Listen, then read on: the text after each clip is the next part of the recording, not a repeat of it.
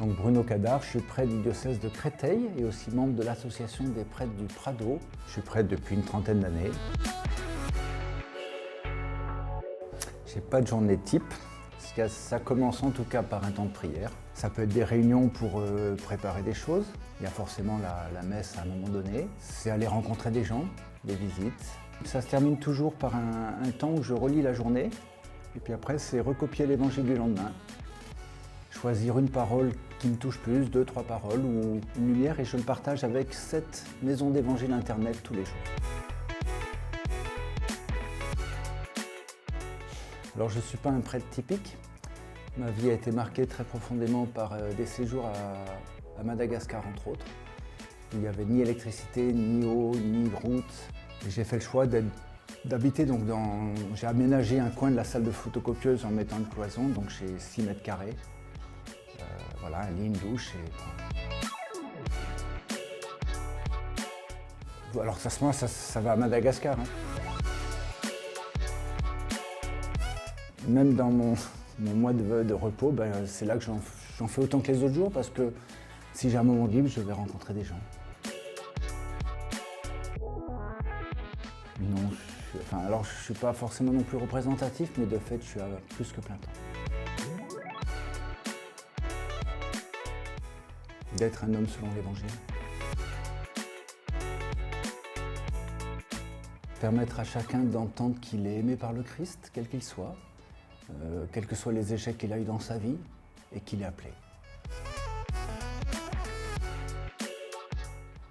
C'est de le vivre.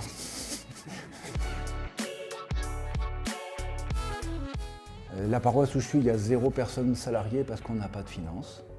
On aurait besoin, par exemple, d'avoir des permanents pastoraux pour soutenir, pour permettre à tous de prendre leur place.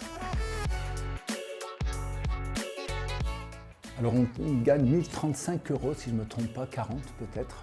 Et ma joie, c'est justement d'être au plus bas de l'échelle, un signe un peu du Christ qui nous envoie pauvres, quoi, pas pour gagner de l'argent. Par contre, je m'inquiète quand je vois des gens ne pas se sentir concernés. Et alors je pense aux prêtres, mais je pense aussi à la possibilité pour nos diocèses d'embaucher des permanents pastoraux qui aient une vraie paye, parce que si j'avais des enfants, je ne vivrais pas comme je vis aujourd'hui. D'abord, ma joie, c'est quand des gens se sont vraiment laissés toucher par l'Évangile et qu'ils ont compris, comme dans les Actes des Apôtres, ils étaient tellement touchés par cet amour du Christ qu'ils mettaient tout... ils priaient, ils étaient assidus à l'enseignement des apôtres, donc à lire la parole, ils s'occupaient des malades, ils vivaient la charité, et puis en même temps, ils mettaient en commun pour que l'Évangile soit annoncé, pour que la charité soit vécue. Je dis, ma vie a été marquée donc, par le Madagascar, le Mozambique. Il se trouve que j'ai fini par adopter, j'ai 18 personnes à charge. Donc ce qui me coûte le plus cher, c'est de leur permettre de vivre. Le challenge que je lance tout le temps, c'est lire l'Évangile chaque jour. Oh là là. De moins s'inquiéter de revenir au passé. De ne pas croire que le vrai c'était ce qui était avant, d'être plus préoccupé d'aimer les gens, d'être proche des gens, et d'aimer profondément les gens tels qu'ils sont. Et pour moi, quand j'étais en soins palliatifs, le miracle c'est quand quelqu'un pouvait se laisser rejoindre jusqu'au dernier moment. C'est quelqu'un qui est absolument mourante et qui avait demandé l'euthanasie plusieurs mois avant, dit « j'ai jamais été si heureux, ça pour moi c'est un miracle ». Et plus largement, c'est chaque fois que quelqu'un se laisse toucher par l'Évangile.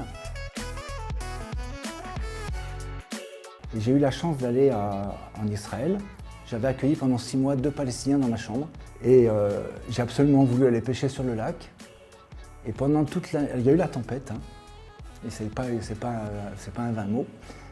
Et c'était vraiment les conditions de l'époque, par le moteur pour se déplacer un peu. Et toute la nuit, j'ai regardé le gars qui ressemblait à Pierre et dire « mais ce fou de Jésus, pour construire son église, il fait confiance à Pierre, il te fait confiance à toi, il fait confiance à chacun. » Et le denier, c'est aussi une réponse à cette confiance-là. Le vélo, ça c'est sûr, parce que quand ça monte, il faut oublier que ça monte, et donc ça m'aide.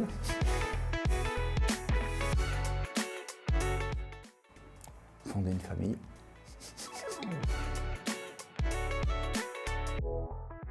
que je sais qu'il m'aime. Voilà. Mais je sais qu'il sait que je le sais.